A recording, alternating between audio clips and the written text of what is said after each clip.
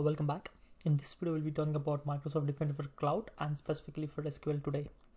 So in this video, we'll try to create one server as well as a database, and we'll try to scan that database and try to find if there are any vulnerabilities or any sessions which are recommended by Microsoft Defender. So let's go ahead and start. So initially, we have to on Microsoft Defender. So you have to go to these environmental variables, click your subscription, and here you can see where is it, under the databases, select, and you can see here Azure SQL databases, in which I already created a server which is costing around 15 per month. And we have other options like SQL servers on machines, open source relation database, and Azure Cosmos DB. So it's already on, so make sure that it's on. And the next thing is, let's go to our resource group, in which I have created one resource group, which is SQL Server RG. So to create this resource group, you can just click create, and here you can add the name and the relevant region that you want. So once it is done, click review and create, it will be done.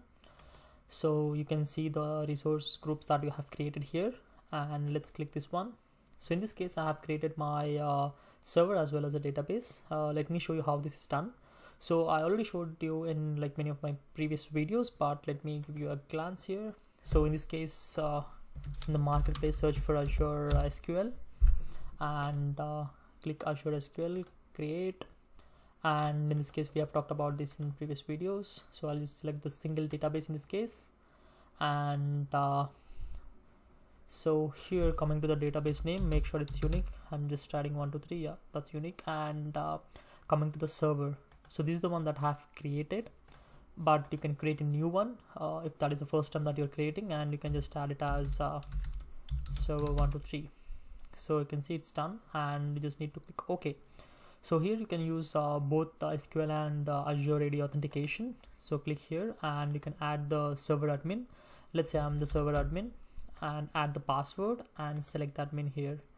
So you can select the admin that you want. In this case, I've selected Ajay, who is a user of my AD.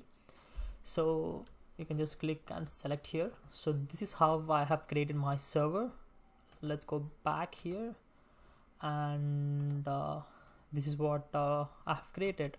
So the server as well as the database, it's my server, this is the database.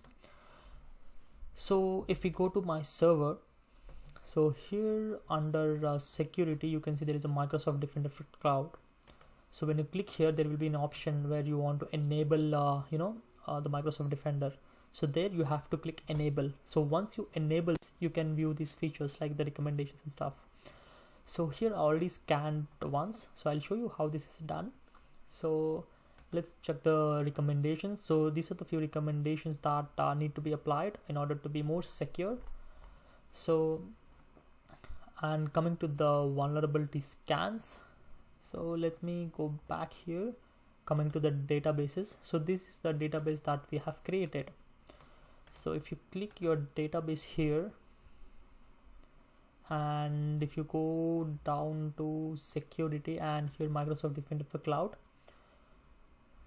here you can see I have scanned one. So let's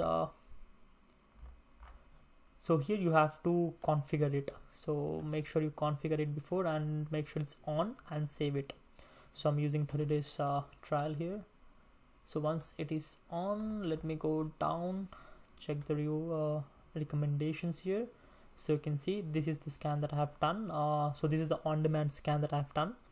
So or you can scan here, or it will be done on periodic basis.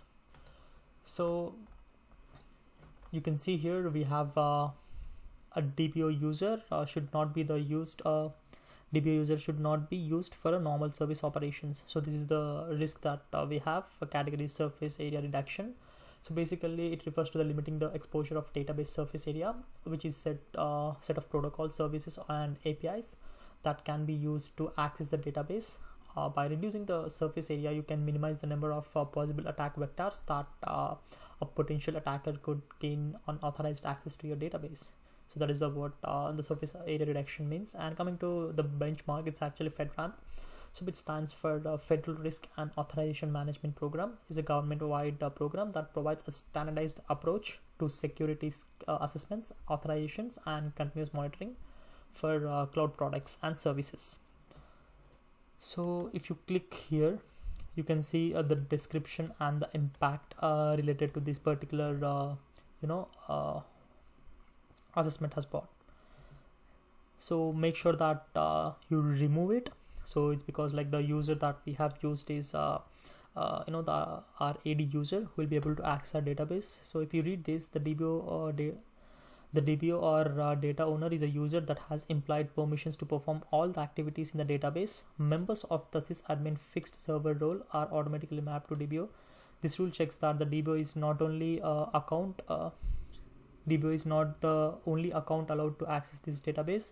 Please note that on a newly created clean database, that rule will fail until the additional rules are created.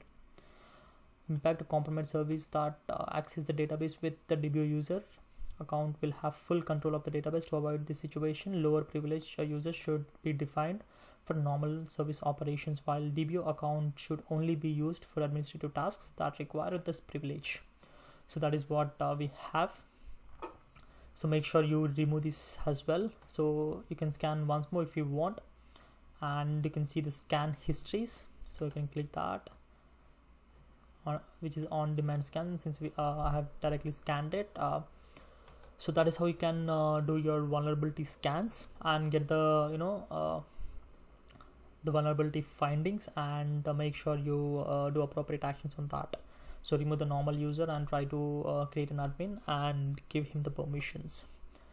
So yeah, so that's for today. I hope you guys have understood the concept of today's video. If you have liked the video, please click the like button below, and if you've not subscribed to my channel, please do subscribe to my channel, and please share the video. Thanks everyone.